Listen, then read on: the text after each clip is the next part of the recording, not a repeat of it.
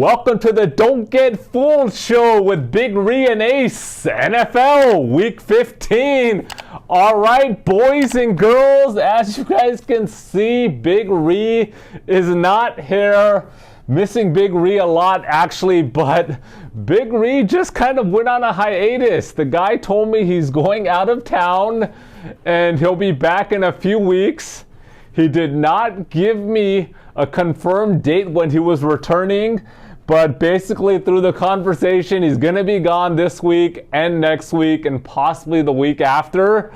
So you're going to have a lot of Ace boys and girls for the next couple of weeks. Yeah, I mean, I don't know. There's a lot of rumors going around in the circle of what's going on with Big Ree. Where is he going? I want to make it clear he did not invite me on the trip. First of all, I'll make that clear. He did not tell me where he's going other than he's going to be in Europe. And I don't know if he's going to go to any other continents after Europe, but he's going to be in at least, well, he didn't tell me. He told me he's going to go to Europe, but somebody else told me he'll be in about 4 to 5 different countries in Europe, and he's going big, December vacation. One rumor is he's potentially getting married. So, I mean, like I said, I don't know really what's going on. I'm excited to hear if he gives me the details when he gets back. But yeah, it's going to be a little bit lonely without Big Ree on the, on the video, you guys. But what that does do is that opens up an opportunity, boys and girls. This is going to be the first time ever. First time. We've been doing this show for over 6 years. And this is going to be the first time, whether NFL or college football, that all the picks are going to come directly from Ace, guys. Normally, I have my picks. Big Ree has his picks, independent. And now you guys are going to get full picks from Ace. And so hopefully we're going to clean up this weekend. Looking for a 6-0 week. So cannot wait. On that note, comment below if you guys want for the next video. We're going to, like I said, I'll open it up a little bit. If you guys want me to throw in a teaser, maybe a 4, 5, 6 team teaser. If you guys want me to throw in a parlay, like whether put all the picks together in my parlay, whether it's some against the spread or money line or upsets, I can do that. I can potentially run through the docket of games and go on money line picks for you guys. So give your feedback. This is, we can test something out over the next week or two to see, if there's some new things we can add. Maybe you guys want some prop picks. Like I said, there's a lot of other stuff that's being bet on. So this is the opportunity, boys and girls. Comment below what you guys want to see. Let's get into a recap of last week. We'll start with my picks. I had the Survivor pick. I had Kansas City versus Denver. They came through, so that was a good one. First pick I had, Philadelphia against the Giants, -7 Philly. They came through, blew out the Giants. That was a nice one. Then let's get in. Then I had the Cleveland game. We had Cincinnati versus Cleveland. I had Cleveland +6. They did not cover, but you know what? I still like that pick. Cleveland should have covered, maybe even won that game. They had some, honestly, bad penalties, some bad plays, but they played well. Watson looked good, so I still like that pick. The only pick that's questionable, I guess, was that Seattle against Carolina. Seattle was a 3.5-point favorite. I've been shying away from Seattle, most of the season, and not a big fan of Geno Smith, but I took them, and I was getting actually a lot of heat from a lot of the viewers on even before the game started why I took that game, because I'm not a fan of Geno, and it looks like it came back to bite me. But I will say this.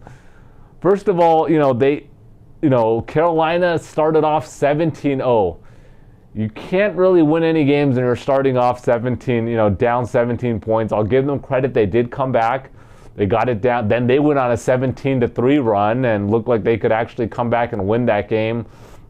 But look, they played like crap. It was my bad on that week.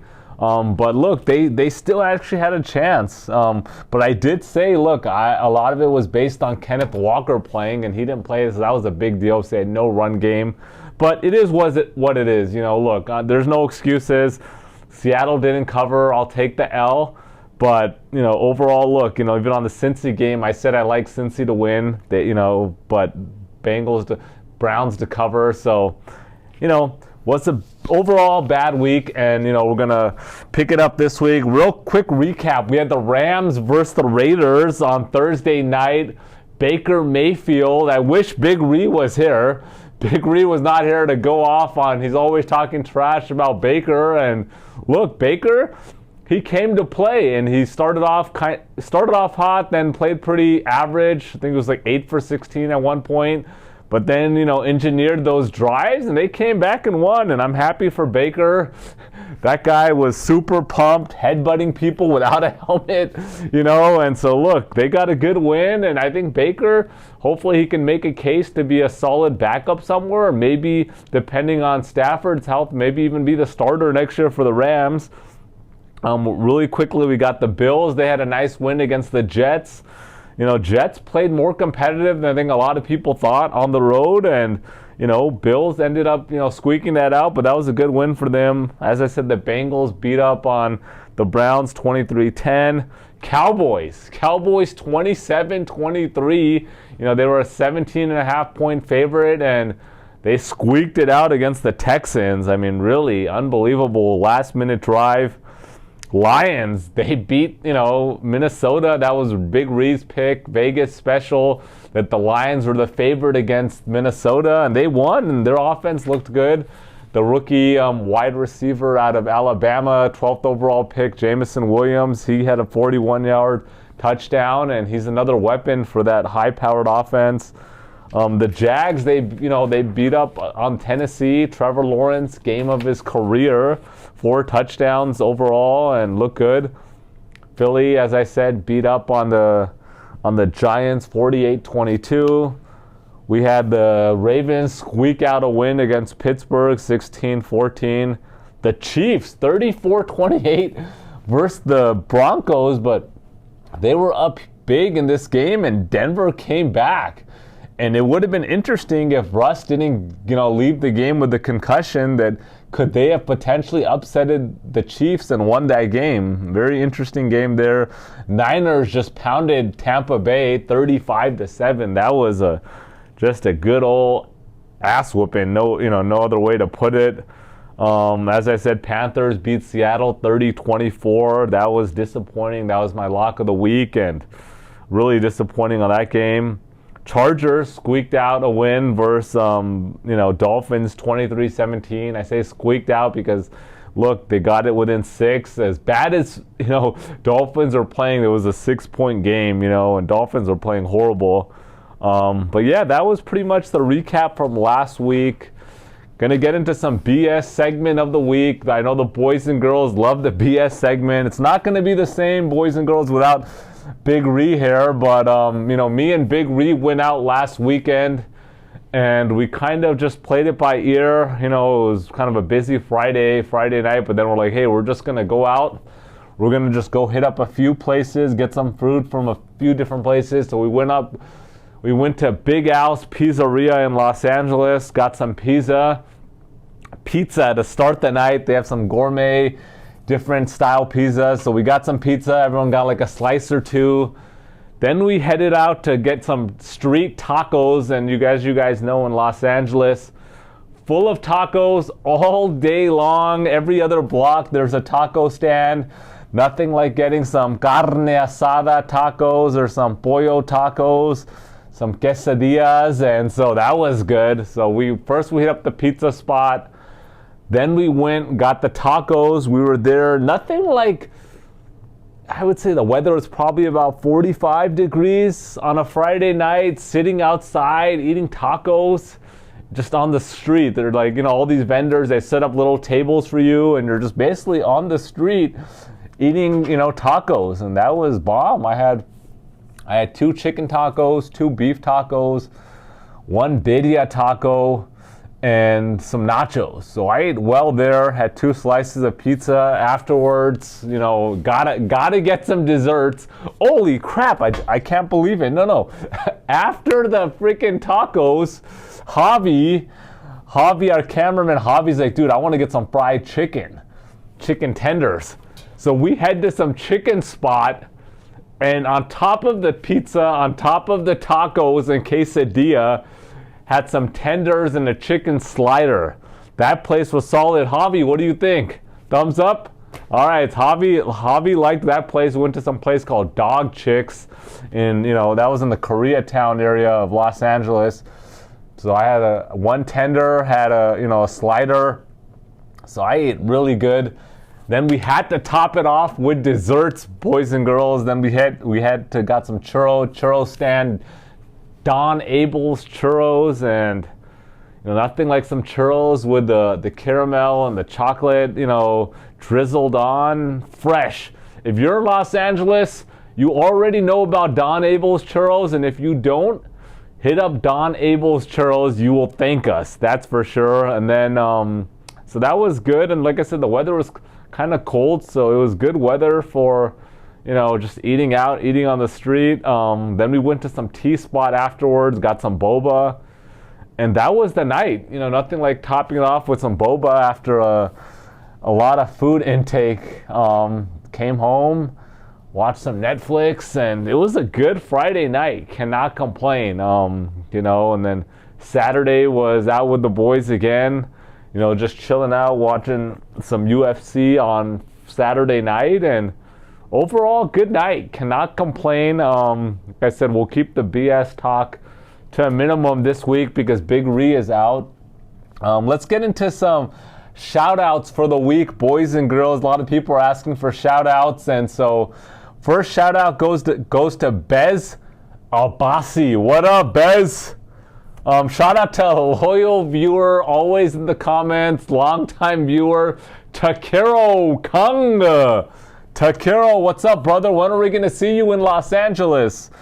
Third shout out goes to Eddie Combs. Want to give a shout out to Ronald Sanders. Let's give a shout out to someone that's moved from Alabama to Long Beach, California. Let's give a shout out to Alvin Gray. Then want to give a shout out to Pac-Man, aka Kendrick Blackman from Panama City, Florida. What up, Pac-Man? Want to give a shout out to John Boy from Detroit, the Motor City, inviting us out to the Motor Cities last week. I said I'm going to make it out to a Detroit game, and I want to make that clear. I mean in Detroit, okay? Going to the Motor City, so definitely you will see me in the Motor City next year, 2023. Want to give a shout out to a viewer that's been a loyal viewer, but I guess we've not given a shout out to in a while. And so shout out to Kyla Lauman from Las Vegas. Shout out to Kyla. I want to give another shout out to another, loyal viewer, Santo Cataldi from Fort Lauderdale, Florida. A lot of loyal viewers to the show. As I said, we've been doing this for 6 years, and we have not lasted for 6 years if we weren't on top of our picks. And I know we get a lot of, I know the haters come out and the trash talking comes out when we have a bad week, but we always make up for it, and in the long run, your boys and girls are cashing in. So Santo's always in the comments. Shout out to Santo. What's up, brother? Shout out to Bossy Boss, said the best show on YouTube. We take that seriously, brother. That's big time. We're humbled for those words, and keeps us going. Shout out to Chris from Oakland. Chris from Oakland. What up, Chris? Shout out to CL Smooth, said this is his favorite talk show on YouTube and cannot wait for our show to continue to grow. We appreciate it. We appreciate the support, CL Smooth. And last shout out goes to Mark Davidson, aka Big Moon from Georgia. Thank you for the support, boys and girls. And let's get into the survivor pick of the week.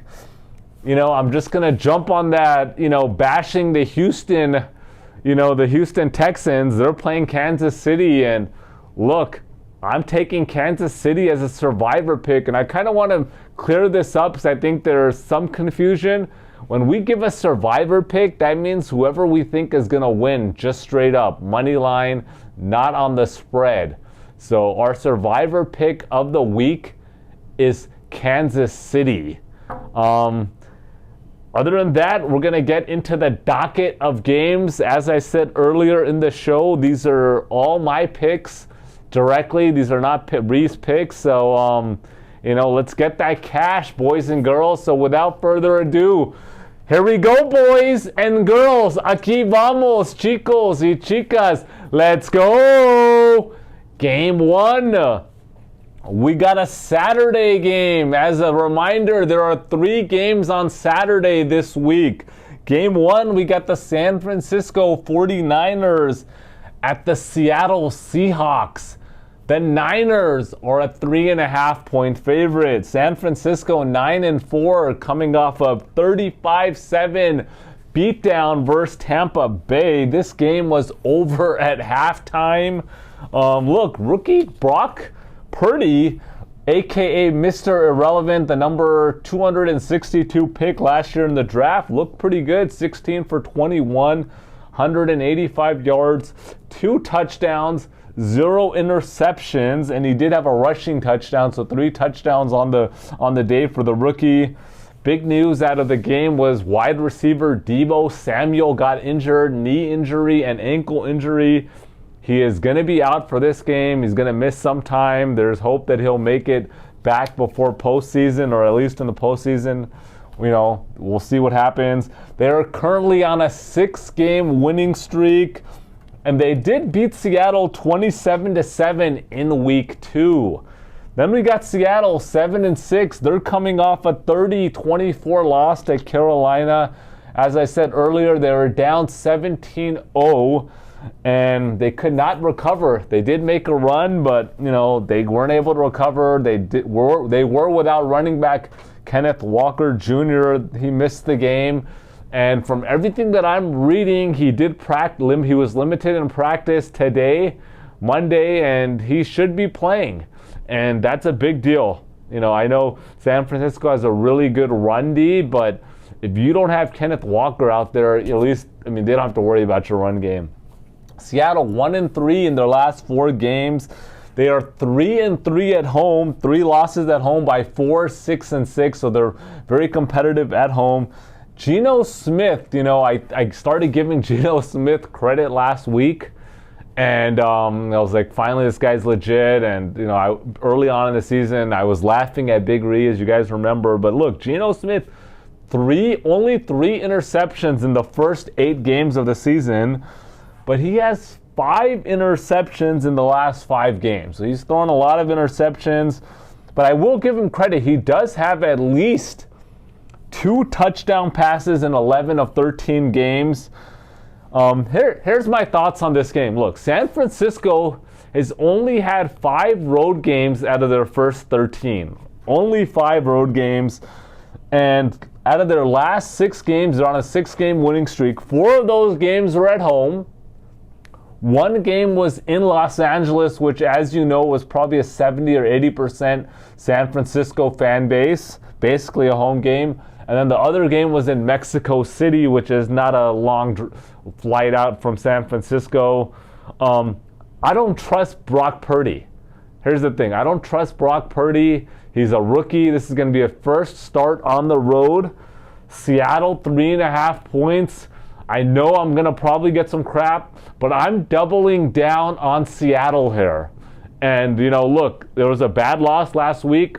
I'll take responsibility, but they did show that they were capable of also winning that game. And I'm not trusting Purdy here, and I'm taking Seattle plus 3.5, game 2.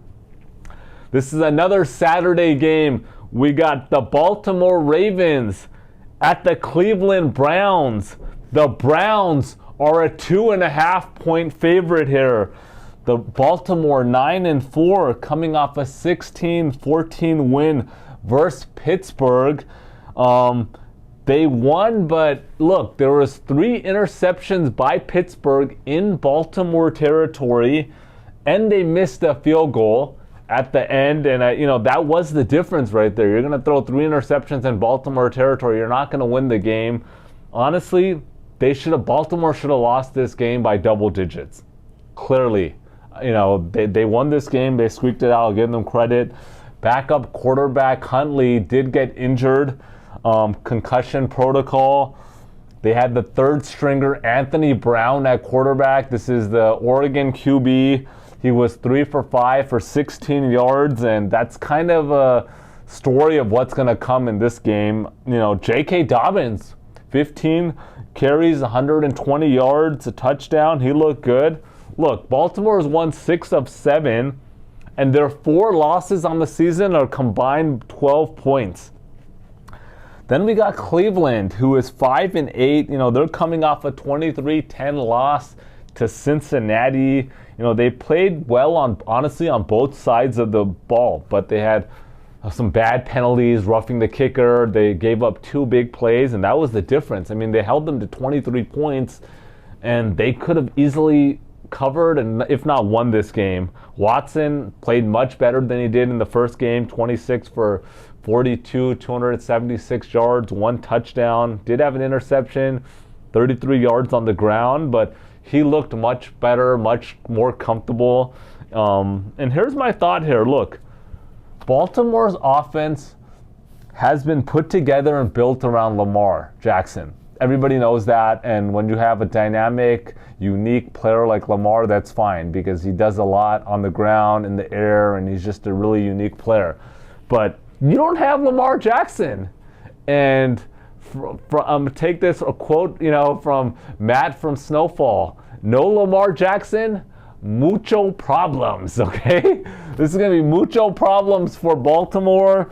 Watson, this is going to be the first home game. And this is my lock of the week, boys and girls. I'm taking Cleveland minus 2.5. Game 3. Another Saturday game here, boys and girls. We got the Miami Dolphins at the Buffalo Bills. The Bills are a 7.5 point favorite. Before I forget, the San Francisco versus Seattle game, that's a Thursday night game, not a Saturday game. I apologize, boys and girls. Okay, Miami at Buffalo. Buffalo's a 7.5 point favorite. Miami 8-5, coming off a 23-17 loss to the Chargers. Look, they got dominated. The offense just didn't show up, period. They did not show up. They had that 157-yard scoop and score by Tyreek Hill. He had another big touchdown catch. But other than that, I mean, they didn't show up. 219 total yards for the Dolphins. Tua looked like complete crap. 10 for 28, 145 yards, 1 touchdown. No interceptions, which is a good thing, but offense looked bad. They're on a 2-game losing streak after a 5-game winning streak. But here's the thing. In the 10 games that Tua has started, they have scored at least 17 points in all 10, at least 16 points in all 10 games. So they do put up points. Buffalo 10-3, coming off a 20-12 win versus the Jets.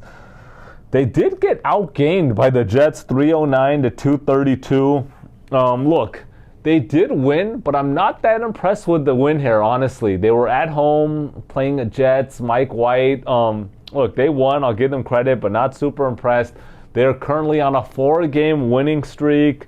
They did lose to Miami 21-19 in week 3. And look, Josh Allen, I know I've been talking trash about Josh Allen, and everyone gives me hard time that I don't give him enough credit. But look, this guy still has accuracy issues.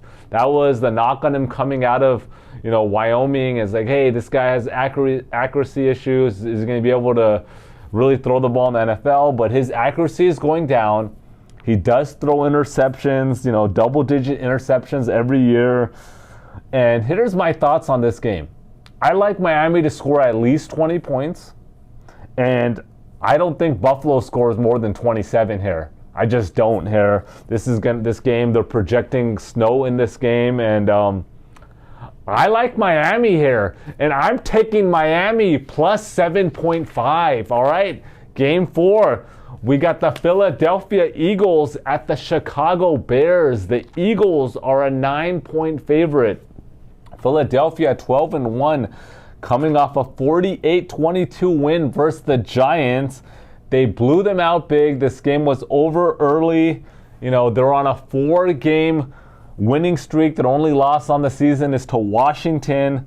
Offense on fire as of late. They've, in the last three, 48, 35, and 40, so putting up a lot of points, but have given up 22, 33, and 32 in 3 of their last 5 games. So their defense is not playing as strong as they were prior. Look, 6 of their 12 wins have been by single digits. So, they're blowing people out, or they keep it, competitive. The teams are keeping it competitive. Then we got Chicago, 3-10. They're coming off a 28-19 loss to Green Bay prior to the bye. They blew that game. They were up 16-3, and they just blew the game. They're on a 6-game losing streak, and they've lost 9 of 10. They do have a nice pass D. I'll give them that. Justin Fields is playing really good over the last 7 games. And here's my thoughts on this game. Philadelphia is on a back-to-back road game here. Chicago, look, they're well rested, and they're going to put up points. And I like Chicago to cover this, and I'm taking Chicago +9. Game 5, we got the Dallas Cowboys at the Jacksonville Jaguars. The Cowboys are a 4.5-point favorite. Dallas 10-3, coming off a 27-23 win versus Houston. And look, honestly, they looked bad. Too many turnovers. They snuck out the win in the last minute. And they were a 17.5-point favorite in this game. But here's the thing. Dallas should have never been a 17.5-point favorite. Period. I'll leave it at that. And they're on a 4-game winning streak. They've won 6 of their last 7. Their only bad loss was to Tampa Bay in week 1. Other than that, they don't have any really bad losses. They've only given up over 20 points in 4 of their 13 games. Look, Dak, here's everyone says, well, are Cowboys legit? Are they a Super Bowl contender? Are they the real deal? Dak Prescott, 9 interceptions in 8 games. This is the reason why you guys are not a legit contender. Yeah, you're 10-3. Great. You guys are having a good season. Your defense is much better than it's been in prior years. But Dak is not leading you guys to the Super Bowl. I'm going to make that clear. Well, let's get that off the off on the record right now. Dak is not going to lead you guys to a Super Bowl. You're not winning the Super Bowl. You're not going to the Super Bowl, and it's because of Dak Prescott. Period. He's a solid QB. He can be your starter. You guys can win double-digit games, but you're not going to win a Super Bowl. And winning double-digit games and winning a Super Bowl are 2 different things. Jacksonville, 5-8, coming off a 36-22 win versus Tennessee. They played well, but really the story here was 4 turnovers by Tennessee. That's the difference here, right? Like, nobody's winning any games with 4 turnovers. Trevor Lawrence, let's give him credit. Career day, 30 for 42, 368 yards, 3 touchdowns, 1 rushing touchdown. He looked good. But here's the thing, he looked good against a bad Tennessee pass D. Dallas has the 4th ranked pass defense, so they're going to give Lawrence trouble. He's not going to throw all over them like he did Tennessee. And this is my don't get fooled of the week, guys. Look, just 8 days ago, Jacksonville lost 40-14 to Detroit. Okay, that was just 8 days ago. And Dallas, look, they were, they should have never been a 17.5-point favorite against, Houston. They had that 17.5 point, which is probably the highest all year for any team.